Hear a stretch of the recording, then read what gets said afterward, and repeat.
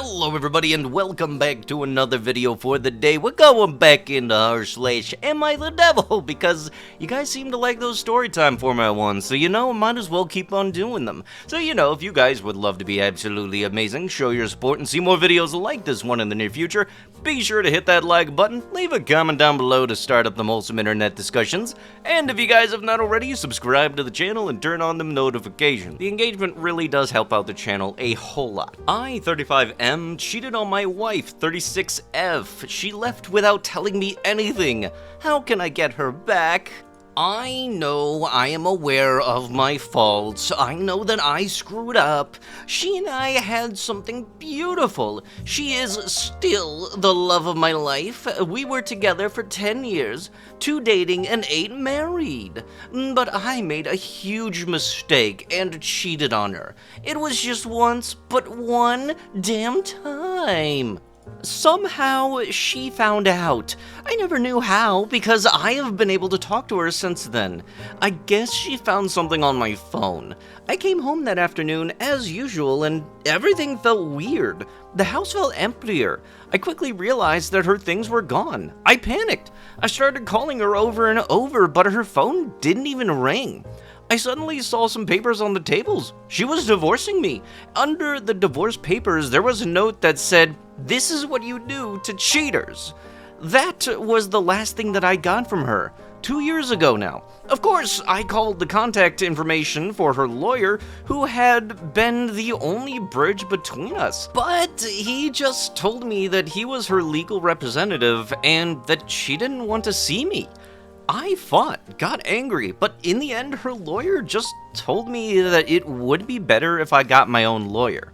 I didn't want to. I absolutely refused to accept that 10 years of a relationship would end like this. I know I have failed, but I always wanted to fix it. I know that if she gave me another chance, I could make that sweet and special girl I met more than 10 years ago fall in love with me again. I know that I can make her forgive me. After all, many couples go through similar things and get over it. Yeah, no, the shit they don't. And why can't we be one more couple in that statistics? Why, after 8 years of marriage, am I thrown away like garbage for a mistake? Gee, I wonder why. Maybe it's because you frickin' cheated? I don't deserve so much indifference. Yeah, and she don't deserve a partner who cheated on her. I haven't been able to see her or even hear her voice in 2 years. 2 years of not being able to see or talk to the person you love the most is too much of a punishment. This situation has destroyed me emotionally, mentally, and even physically. Yes, because you got the shit end of the stick in this all, huh? I ended up consuming an unhealthy amount of alcohol, weeks of barely eating, not sleeping. I was a zombie for months. I was just functioning on automatic. I wanted to die, but I couldn't let myself die because I always held on to hope that she would come back. My therapist says that it's really hard when you can't get closure from a relationship because your mind can't process that the relationship is over. So you're always thinking that person will knock on the door and that you'll wake up from the sleep and they'll be there by your side. The divorce was finalized over a year ago. I'll be honest, I didn't make it easy. I didn't want to get divorced, and I still don't understand how we can be divorced. I asked for couples therapy, but she refused. I know from my lawyer that her lawyer advised her to go at least once or twice, but she refused. It took quite a while, but finally the divorce happened. I can't even describe the feeling. I felt and still feel like a piece of me had been cut out. I know I hurt her, I know I failed, but I think we all deserve a second chance. When I couldn't take the pain anymore, I decided to start therapy. My therapist doesn't give me advice to get her back. He only focuses on me moving on with my life and encouraging me to meet new people and go out on dates, but I don't want to. At this point, I'm not even interested in this anymore. A few days ago, something happened that completely shattered me. I was having a few beers with my friend at my house. Let's call him Nick. We were both pretty drunk. I started talking about my wife, and he said to me, "You should put more effort into getting over her. She's over you and is happy having a life away from you. You should do the same. You can't live in this self-pity all your life. Something in his words hit me, but not the way that he expected. He spoke with a lot of confidence that my wife is over me and is happy now. How does he know that? At this point, I got angry and started presuming him to talk. He refused. I pressed as hard as I could. I cried. I begged him to tell me if he knew something. I wanted to know something about her, until he finally told me. His wife had been in contact with my wife for the past year. They were great friends, and I remember Sabrina, my friend's wife, being very sad about losing contact with my wife. The thing is that my wife went to live in Norway, got married to a guy there, and is about 7 months pregnant. I felt like dying. I literally felt like dying with this information. How could she do this to me? How could it be that while I was crying, getting drunk, and missing her and wanting to die every day, she was happily on the other side of the world getting married, doing this and getting pregnant by another guy? How could it be that she didn't have a child with me in many, many years, to the point that I had thought that she was infertile, but she got pregnant by this new guy so easily? Where did this guy come from? Apparently from the other side of the planet, dude. I have no answers for absolutely anything, and I feel like I can't go on with my life without these answers. The only thing that I can think of is that she had revenged this with the first Norwegian guy that she came across and got pregnant and decided to keep the baby. Maybe she got so married because she wanted to stay in that country legally. And I guess, like in most countries, getting married is a good option for that. I don't know. These thoughts are killing me. I refuse to think that she is in love with him. I need to contact her. I need to talk to her. I need to know what is going on because she acts like our 10-year history and 8-year marriage is nothing to her, as says the person who cheated. I need advice on how to act. Well, people telling you common sense was an option, very much not registering, so that's already out the window. I feel the impulse to travel to where she is and look for her. How could I do that? I don't know what city she's in. I don't know where she lives. I don't have a number to contact her. She closed her social media and her family is small. They don't live in the same country as me and all of them blocked me. Gee, I wonder frickin' why. I am totally lost. I don't know what to do at this point. I still want her back. Yes, even pregnant. I feel like it is a nightmare and I need to wake up now. Edit! I read most all of the comments, and when I say almost all, I really mean almost all. It's hard to process all of the crap that has been said about me.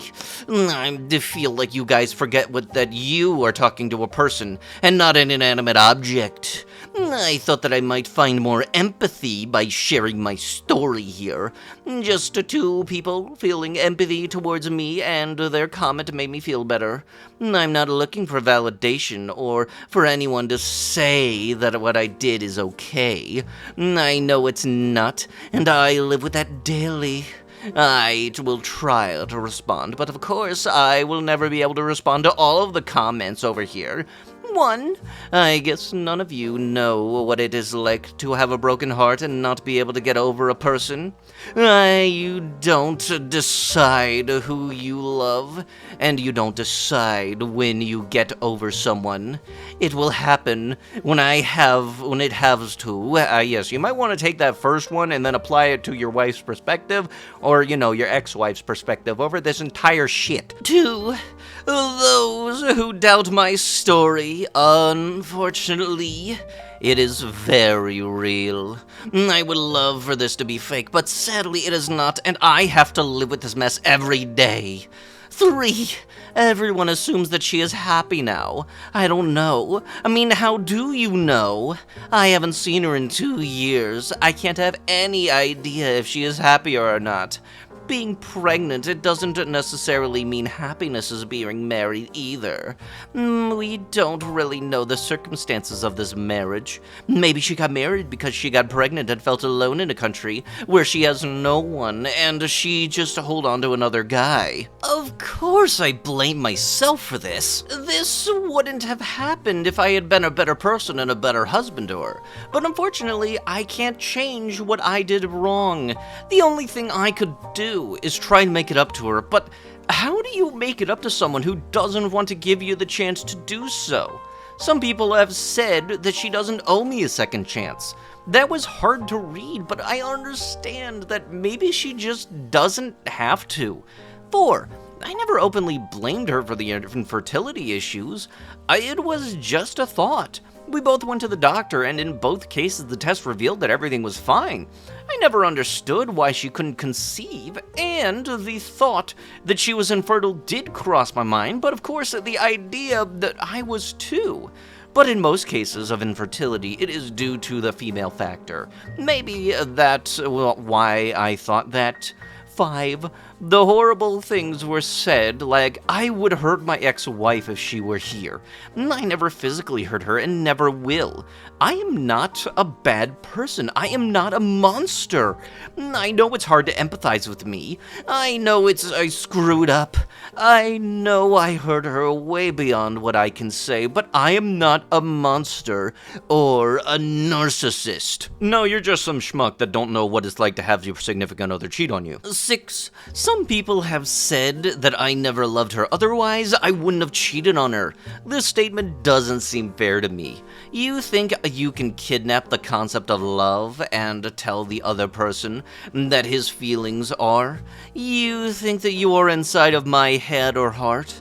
Only then would you know what I feel. You can't tell me that I don't love her. There hasn't been a day since she left that I don't regret it. No one can tell me that this isn't love. Lastly, humans are more complex than most people here think. Just because I cheated on her doesn't mean I don't love her, and that I don't have feelings. I called what I did a mistake because how else would I call it? I thought part of accepting blame is accepting. That wasn't my mistake. But everyone else hear those words as if I was trying to twist the situation when that's not the case. You've completely twisted my words. I know how much I hurt her.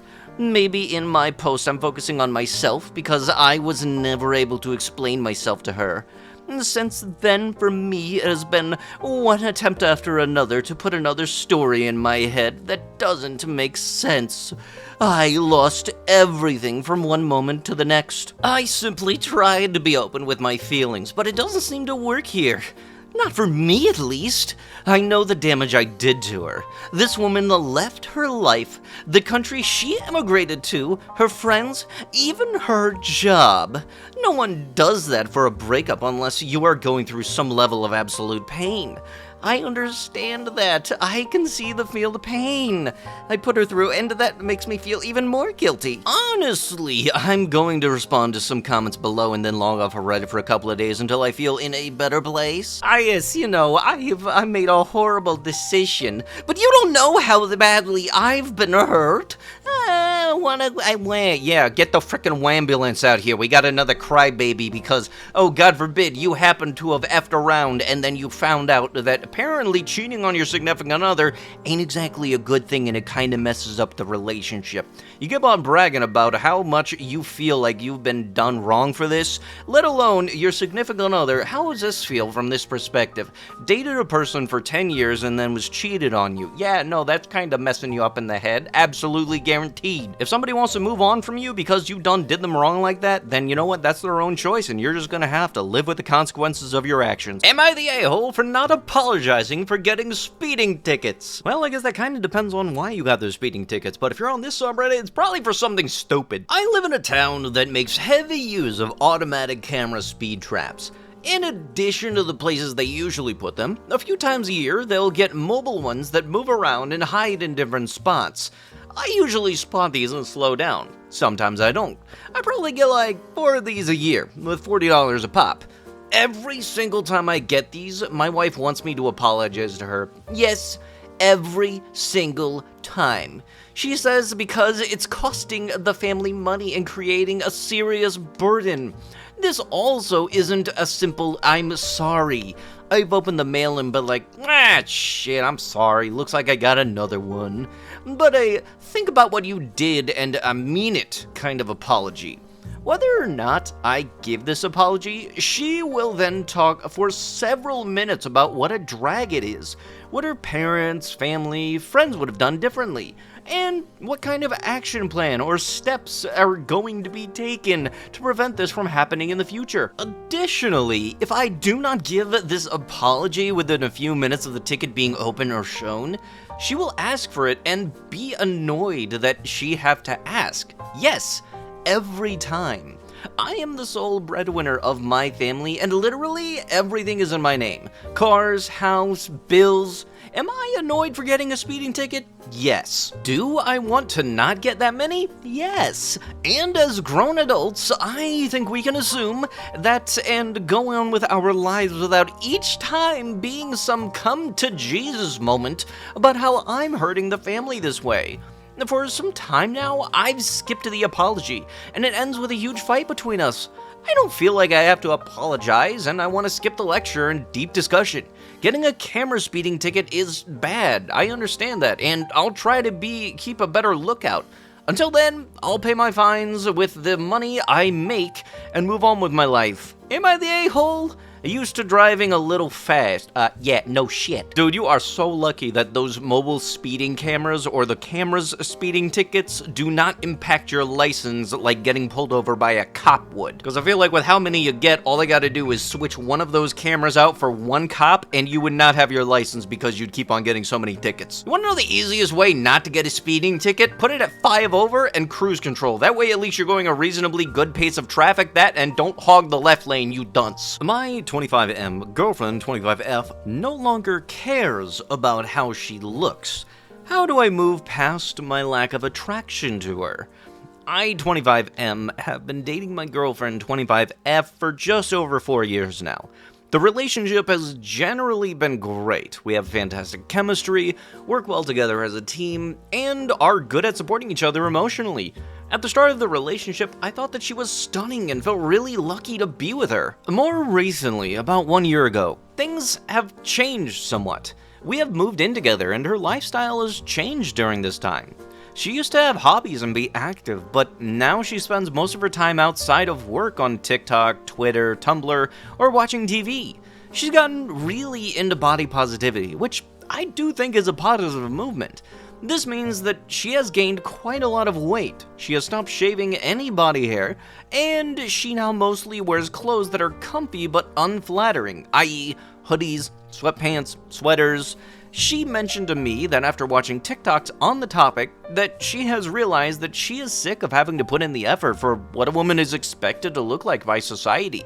And now, because she hates the idea of men looking at her when she's out and about, I have been supportive of her looking how she wants to look. She has had many moments where she has felt insecure, but I have always complimented her and built up her confidence again. I have always wanted to be as attractive to her as possible, so always reacted to feedback about things that I could do to improve myself, e.g. a better haircut, better fashion, better glasses. I started regularly going to the gym and have got into good shape. She has been very complimentary about this and talked about it being a turn-on. There have always been times where I've been openly hit on in front of her while we've been out, and the person is surprised when I explain that I'm dating my girlfriend. Again, these moments hurt my girlfriend's confidence and I make sure to build her up again. The horrible thing is that I have felt like I'm living a lie. As much as I try to support and push through it, I find myself no longer physically attracted to her. I have been getting concerned for her health, especially as I have lost a close family member recently due to a lifestyle-induced heart attack. Our love life has diminished, and she recently asked me why I have not been initiating like before. She has a lower drive than me, so I would always previously initiate. I told her my honest feelings, and she expectedly received it really poorly. She got really angry and said that I was sexist and that these were my issues to overcome, and that if I was really in love with her, that I would be attracted to her no matter what. She also said that we aren't young anymore and I can't be expected to be attractive forever. I get where she's coming from, but I don't really know where to go next. It seems obvious that things aren't going to change, and as much as I've tried, I can't force myself to be attracted to her. But I feel really horrible breaking up with my best friend / closest partner just because I don't feel a physical attraction anymore. TLDR, girlfriend no longer cares about my lack of physical attraction for her and says that I should learn to deal with it if I really love her. Not sure how to move past it. Yeah, I'm fairly certain there may be something a little bit deeper to it than just because they happen to look into the body positivity movie, that they could lose weight, change of habits, or anything. There could be a psychological side to it. But, you know, instead of saying, hey, what is is anything wrong or something up, you just say, hey, I'm not physically attracted to you anymore just because you happen to have gained a little bit of weight. If your significant other is feeling down in the dumps, helping them feel better is definitely a good thing to do. What's not a good thing to do, though, is say that I'm not attracted to you physically anymore because, God forbid, you don't look so pretty. Am I the a-hole for sharing a drawing of Eeyore in my farewell message at work? So, the title might make me sound innocent enough, but let me give you the full context before you decide. A while back, my workplace was going through a particularly stressful period. Everyone was on edge, morale was low, and the tension was palpable. In an effort to lift everyone's spirits, I came up with a lighthearted idea. A quiz to match each of our team members to a character from Winnie the Pooh. The idea was that everyone would anonymously vote on who they thought would be the best fit for each character.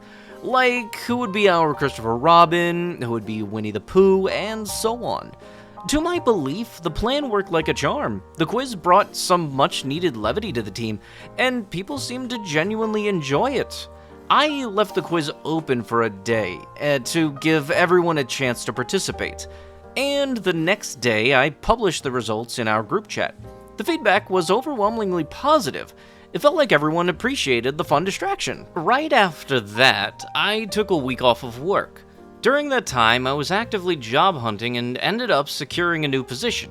When I returned to work, I handed in my notice. A few days later, I was unexpectedly called into a meeting with HR. To my surprise, I was informed that one of my colleagues was deeply upset about being voted as Eeyore. She had reportedly told HR that during a previous training session, we had discussed Winnie the Pooh characters as metaphors for mental health. Although I don't recall having this conversation with her, especially since I didn't attend any training sessions with her, I was now being accused of making a thoughtless, hurtful association. HR then told me that they were considering disciplinary action against me. However, because I had already resigned, they decided not to pursue it. But they made it clear that if I chose to retract my resignation, they would proceed with the disciplinary process. Fast forward to my last day at the company. It's 8:43 a.m. I posted a heartfelt goodbye message in our team Slack channel, expressing how much I would miss everyone. I also mentioned that my 15-year-old stepchild had drawn a picture of Eeyore, which I included as a parting gift for my colleague. To me, it was a thoughtful gesture. The drawing was beautifully done, and I thought it would be a nice touch. But less than an hour later, at 9:20 a.m., I was called into another meeting. Apparently, somebody had filed a complaint about the Eeyore drawing, deeming it inappropriate and insensitive. The situation escalated quickly, and I was promptly escorted from the building. Now, Reddit, I am left wondering, was I really that out of line? Am I the a-hole for sharing that drawing of Eeyore in my farewell message? Or was it an overreaction on their part? Update, I wanted to provide some additional context to clarify a few things based on the comments and feedback I've received here and on other subreddits. First, I want to emphasize that I was not a manager or supervisor at my previous job. I had no authority over any of my teammates. This was just a group of colleagues trying to get through a tough period together. The quiz I organized was meant purely as a light-hearted activity, with no intentions of causing harm or discomfort to anyone. Regarding the drawing of Eeyore that my stepchild made, the reason they chose Eeyore is because it's their mom's favorite character. I'm more into anime myself, so if they had drawn one of my favorite characters, it probably wouldn't have resonated with my colleagues the same way. My stepchild is a kind and thoughtful person who always tries to do nice things for others. When I shared the drawing, my only thought was how proud I was of them. I didn't consider any potential negative connotations. Yeah, you know, because it's not like any negative connotations probably could have already been pre-established. I'd also like to point out that I'm still on good terms with many of my former colleagues. In fact, I'm meeting up with a few of them this evening to watch SummerSlam. Some of them are even interviewing for positions at my new workplace, so it's clear that not everyone was upset by the situation. Lastly, there seems to be some confusion about the training session that was referenced in the HR meeting. To clarify, the training was not specifically about mental health. In my 3 years at the company, I don't ever recall having a dedicated meeting about mental health, apart from an online trading course when I first joined. The conversation about Winnie the Pooh characters being metaphors for mental health was something that I don't remember having, and it certainly wasn't a formal part of my training. I hope this clears up some misunderstandings, and thanks for all of your comments and insight. Yeah, I'm gonna take a while, guys, and say you filled in on how things probably didn't go good with the Eeyore drawing to your stepchild, and for some reason they made the Eeyore drawing specifically for this coworker because there was nothing stated in any of this how there were any drawings for anybody else. But no, let's say, oh, my darling angel, my wonderful little baby stepchild. Now, I thought it was a nice gesture. No, you very much did something that did not end good, and instead of making it so that you don't do it again, you double down. So you are, without a doubt, without the slightest bit of indecision, the a-hole in this scenario. Congratulations. But with that, that is going to have to be it with the video. If you guys would love to be absolutely amazing, show your support and see more videos like this one in the near future, be sure to hit that like button, leave a comment down below to start up them wholesome internet discussions, and if you guys have not already, subscribe to the channel and turn on them notifications. I'll be sure to see you guys in the next one. Thank you so much for watching, and bye-bye.